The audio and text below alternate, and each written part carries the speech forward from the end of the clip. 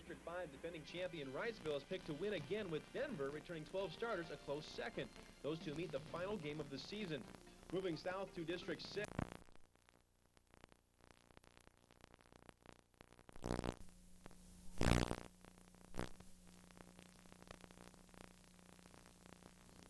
And welcome back to Friday Night Heroes, an excellent Class 1A matchup tonight in Denver, where Grundy Center came calling. Now, each of these schools has been picked in our Friday Night Heroes preseason coaches poll to win their respective league.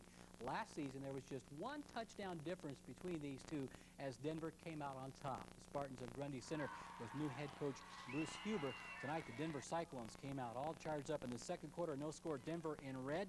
2nd and 9 on their own 9. Tim Fossey hands off to Dave Devine. It goes in for the Denver Cyclone touchdown, 7-0 as the extra point was good, and Denver had the lead on Grundy. Second quarter, Denver still leading. 4th and 11 on their own 33. This time, quarterback Tim Fossey goes back to pass and finds Brock Tradow, who pulls up with a hamstring, but does get the score. Denver led at 14-0. Extra point was good. Third quarter, Grundy comes back. Ryan Olson gets the call, just gets in for the score. Denver still leading 14-6 as the extra point was no good. Then the fourth quarter, 4th and 1 on the 1. Denver leading 14-6. Brad Harm pulls into the end zone for the touchdown. Denver's lead was 14-12. Fourth quarter, Denver still leading 14-12. Going for 2. Shane Blight throws to Chad Shepard. Got the 2-point conversion. Tied up at 14-14 in the fourth quarter. And that was the last score that we had on this one. It might be in overtime. Now let's check Class 1A.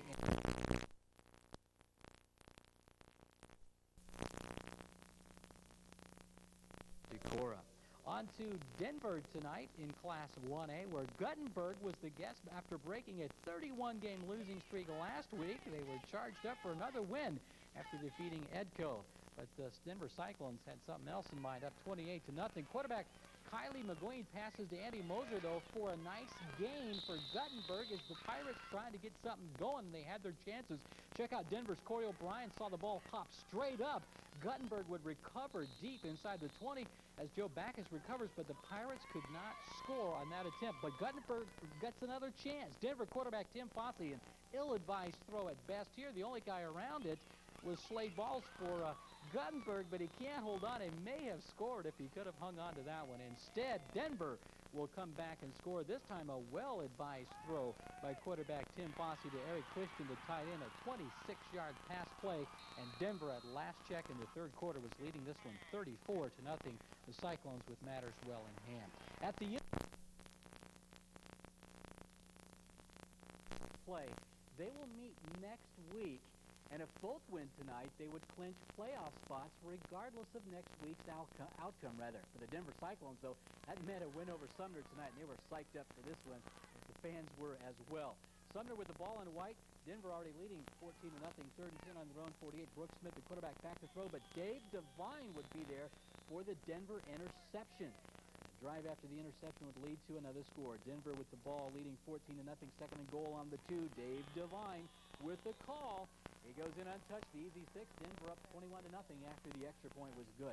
Sumner with the ball now. Denver up 21-zip. 1st and 10 on the Cyclone 24. Brooks Schmidt drops back, finds Josh Lang as he splits the defenders for a nice Sumner touchdown. Denver leading 21-6. The extra point was no good this time.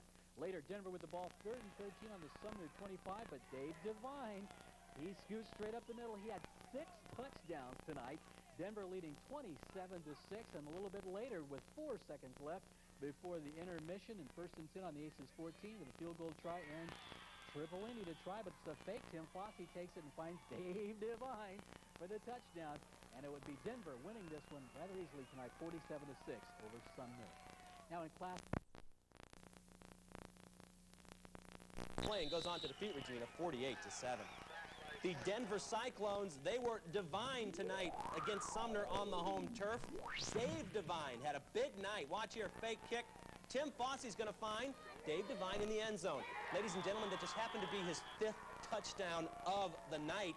And the whole Devine family on hand, yeah, they liked it. 5 aunts in from out of town, 1 aunt celebrating a 36th birthday. Here's a birthday present from number 36 to his aunt, who's 36 years old today. His 6th touchdown of the night, 62 yards. Denver and Devine go on to defeat Sumner 47-6. Wapsie Valley looking for a...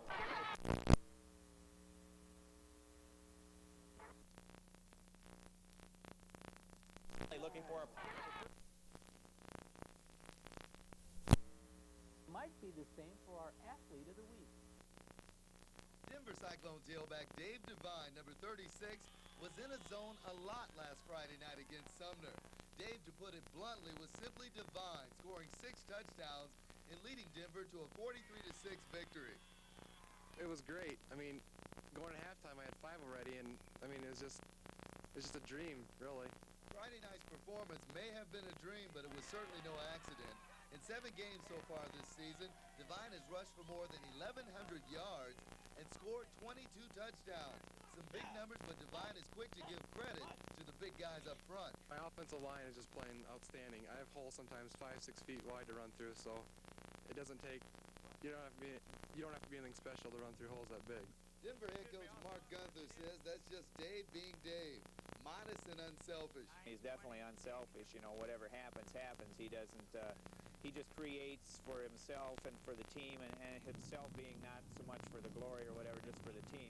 You can almost say it was Dave Devine's destiny to play football. Devine's great-great-uncle, Aubrey Devine, was an All-American quarterback, and his great-grandfather, Glenn Devine, was a star blocking back for the 1921 Iowa Hawkeyes. The Devine brothers led the Hawkeyes to an undefeated season, a Big Ten championship, and a victory over Notre Dame coached by the legendary Knute Rockne. Maybe there's some tradition still left in the blood. Hey, there's no doubt. We want to salute Dave Devine of Denver High School, our Athlete of the Week. In Denver, I'm Rick Coleman reporting for Iowa's News Channel. Boy, they got our game of the week with Denver and Riceville coming up. That's a great one, yeah. Undefeated 2 teams. Okay, for the district championship. Huh? Yes. Okay, thanks, Brian.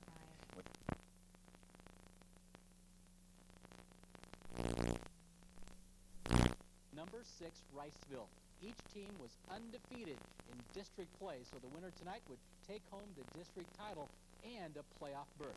Now, Craig Rickard just back from Riceville, way up north, where he took in the game and joins us live in our newsroom with the highlights. Craig, tell us what happened. Well, Brian, you know this is a game we've been talking about all year. These are the top 2 teams in Class 1A District 5. They both have very powerful offenses and stingy defenses, so something had to give tonight. So we head out to Riceville, and, you know, I had a wedding to go to tomorrow, so I've been practicing my chicken dance. Just took a little picture of that, just to make sure I get it right tomorrow.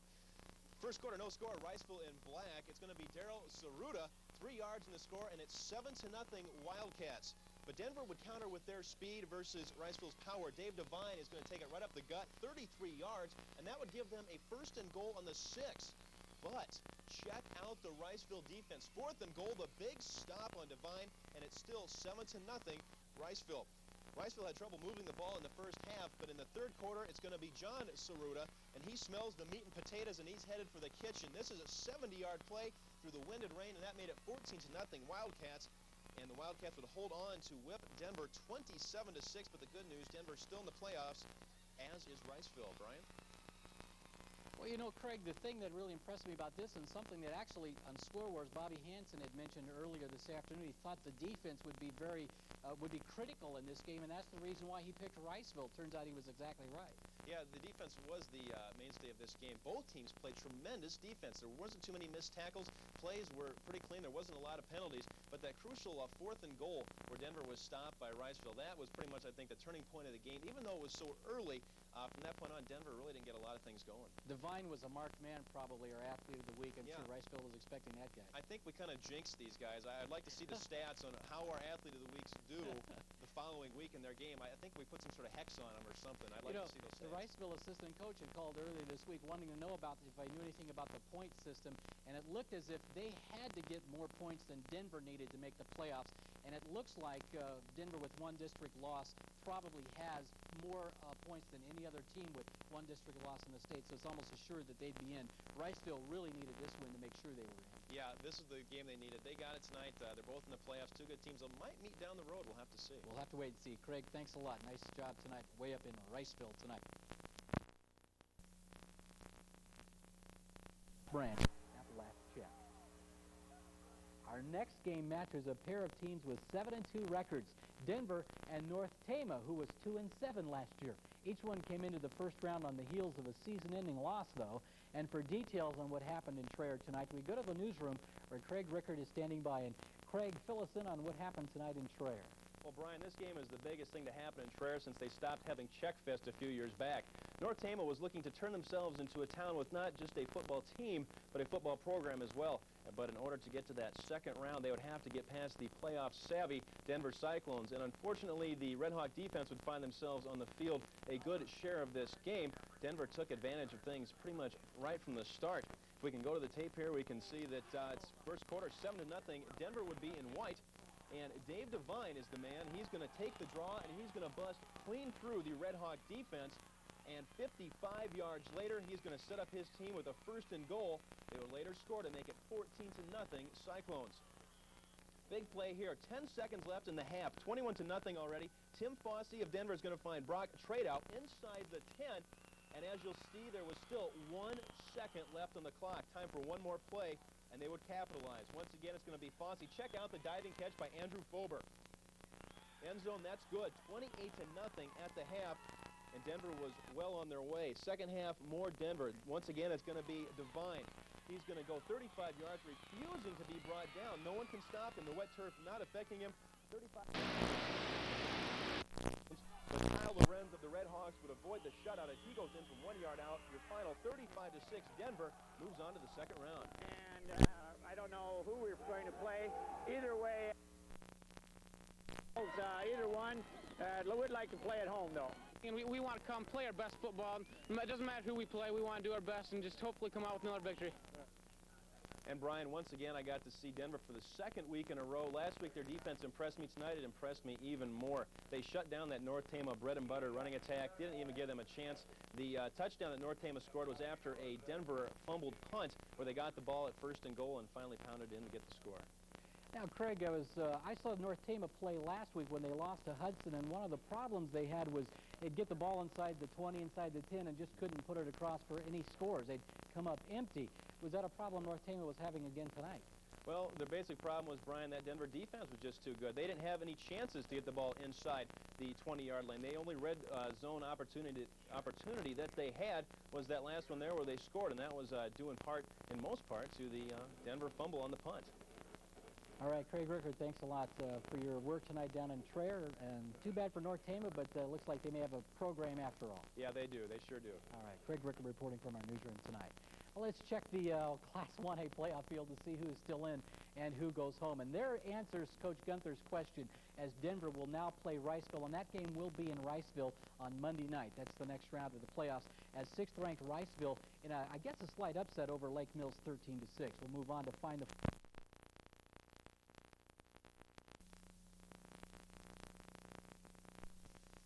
Welcome back. A 2A update has West Lions eliminating Lorenz Northwest 41-36. A lot of folks saw this next one coming. Denver and Riceville in a rematch. The two met the final week of the regular season in Riceville. Tonight they played in the quarterfinals in Denver, and Craig Rickard was there. It was Denver versus Riceville for the second time in less than 2 weeks, this time at Denver. Dave Devine, Denver's all-star, got things started off right. Second quarter, he's going to go around right end, and he's not going to be brought down, not going to be stopped. 40 yards later, it's a touchdown, 6-0 Denver. Riceville will come back to get on the board and take the lead. Jake Krukow to Dave Brown for the questionable touchdown. The refs say it's good. Denver fans don't like it. 7-6 Riceville. The Cyclones come right back to put together another scoring drive. This time the team goes 85 yards, capped by Devine's 2-yard blow into the end zone. Two-point conversion, no good, and it's 12-7 Denver. Denver would add a quick third-quarter touchdown to make it 20-7, and then still in the third, Tim Fossey would drop back and hit Ryan Tretow on this 25-yard touchdown to pretty much seal the deal, 26-7 Denver. Riceville would get in the end zone one more time, but too little too late. Denver moves on to the semifinals. Your final, 26-14. In Denver, Craig Rickard reporting for Friday Night Heroes. Next.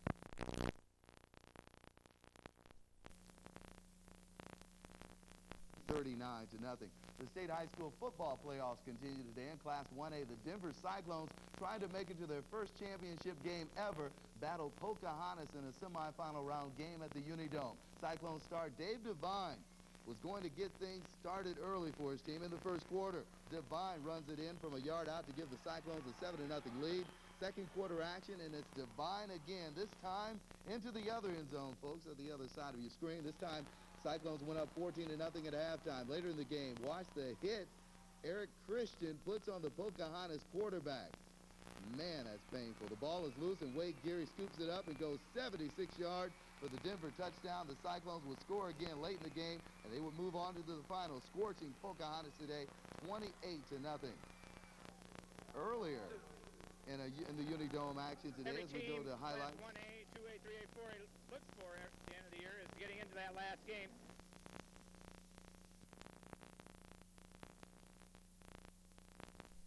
Either one of these two teams to lose because it's two pretty good football teams. The Denver Cyclones facing Pocahontas in a Class 1A semifinal. David Devine, 4-yard touchdown. Denver up 14-0. Devine simply sublime. Another touchdown, 21-0 Cyclones. And how about the Denver D? Josh Bevins back to pass for Pocahontas. Look out. Eric Christian with the pop. Where's the football? Well, it's 6. We said it was in the hands of Joe Dorn. Tonight, we're going to say Wade Geary has it. Yeah, Wade is gone.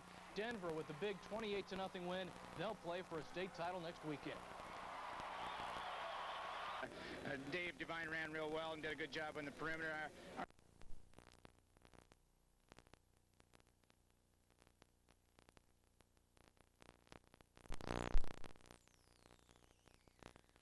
At the Dome, it's the first time Denver has ever won the Class 1A championship football title. We'll have highlights of the game coming up in sports. Oh, what an exciting time for Denver.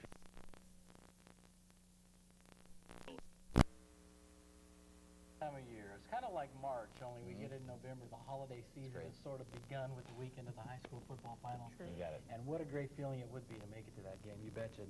Better feeling even to win it. But it's a great game in the Class 1A title.